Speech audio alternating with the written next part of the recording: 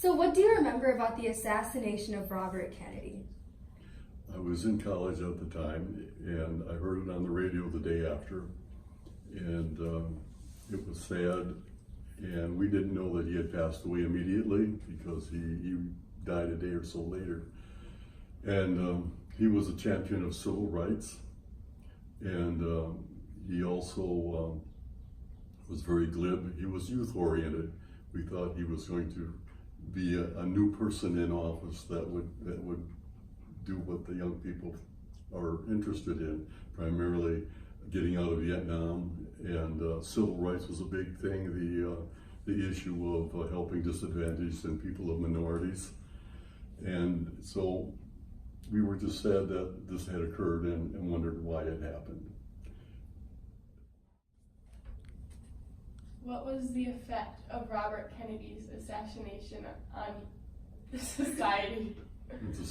On society.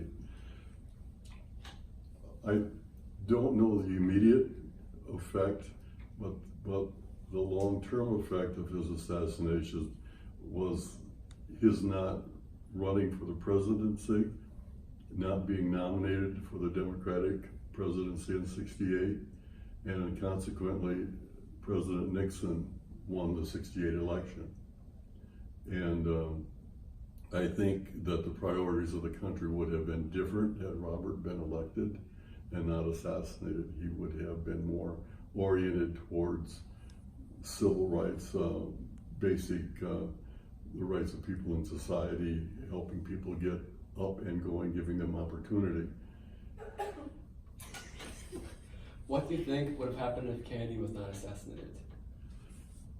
If Kennedy had not been assassinated, I think he would have won the Democratic nomination for president for '68.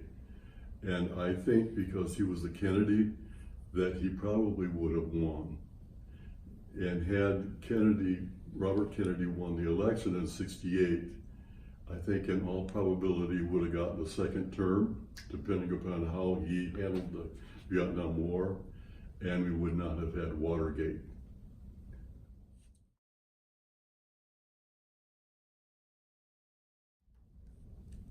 What do you remember about Watergate and the resignation of Richard Nixon? Watergate and the end of Watergate, the resignation of Richard Nixon, was a long affair. It took years to get to that point. And I remember I was in the Navy at the time and we talked about it, and we thought that Richard Nixon was an excellent politician. He was excellent in foreign policy, very ambitious, but his morals were next to nothing. And consequently, he led the country well through Russia, getting us andante with Russia, opening the door to China, and then we hear about the tapes in his office where he was trying to obstruct the investigation against him at the Watergate office complex, where there was a burglary by the Democrats into the Democratic National Committee headquarters, and they found that Nixon was behind that, knew about it, tried to cover it up. What was the impact of Watergate on you personally? I believe the effect of the resignation of Nixon and Watergate affected me as it did in society in general. I became more cynical of government, found that the people in government are quite often self-absorbed. They're more interested in their careers. They have ambitious people, and a lot of them are good people that take society and want to move it forward, but some of them, their ambitions get away of their morals, and I think that's how it affected me in general as it affected society.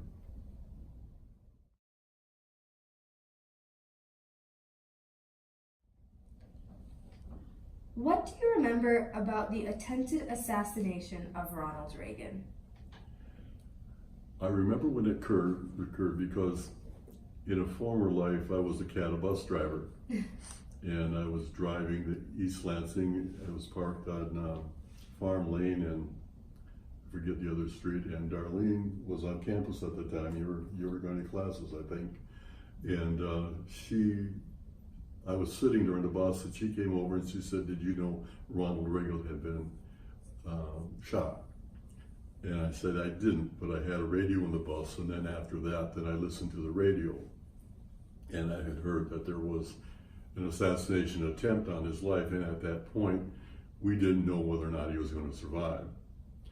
And then as a follow-up to that main story, on the radio, I heard that there were people in disadvantaged areas of the country, and I don't remember a couple of cities, but I don't remember the cities specifically, that the young people in class, I think, I assumed that it was high school, junior high, were cheering and applauding that Ronald Reagan had been assassinated. And it turns out that he was not assassinated, but he was shot.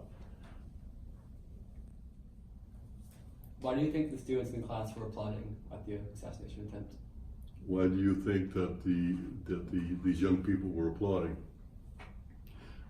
I'm going to digress a little bit and go back to the Kennedy assassination. And last month, May 19, a busboy who was present when Kennedy was assassinated, and there was a photo of him, a famous photo of him cradling Kennedy's head in his lap. And Kennedy's last words were, "Is everyone okay?" Now let's project that over to Reagan's assassination. The Reagan administration developed and championed the trickle-down approach to economics, where money, primarily our tax dollars and support, go into companies. And the people who are wealthy, ostensibly, once the wealthy get things going, that the people on the lower rungs of the social economic ladder will benefit. And that meant for a lot of disadvantaged students that they were not getting the government aid that they had before. And consequently, missing that money, their lives were directly affected. And they were not happy about that. Consequently, they were cheering when Reagan was shot. What do you remember about the extensive arms buildup during Reagan's presidency? The extensive arms buildup during the late part of the Reagan presidency was evident because the Soviet Union and the US were kind of in an arms race. And how many nuclear weapons do you need to kill the populations of the Earth 20, 30 times? You don't need that many. So Gorbachev, who was the leader of the Soviet Union at the time, and Reagan had several meetings. And the result of those meetings was a pact where they would get a reduction of the nuclear arms that each country had. And after these were signed, Reagan, my understanding is, had the US develop non-nuclear weapons. And the Soviet Union, trying to keep up, increased their building of conventional arms, and their economy wasn't able to handle that. And as a consequence, their economy kind of went into the toilet for a period of time. And as a result of that, over a period of time, the Soviet Union collapsed.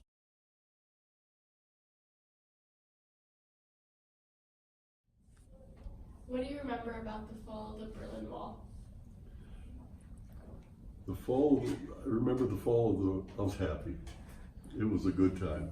We thought that Germany was going to be united and everything would be good. This follows from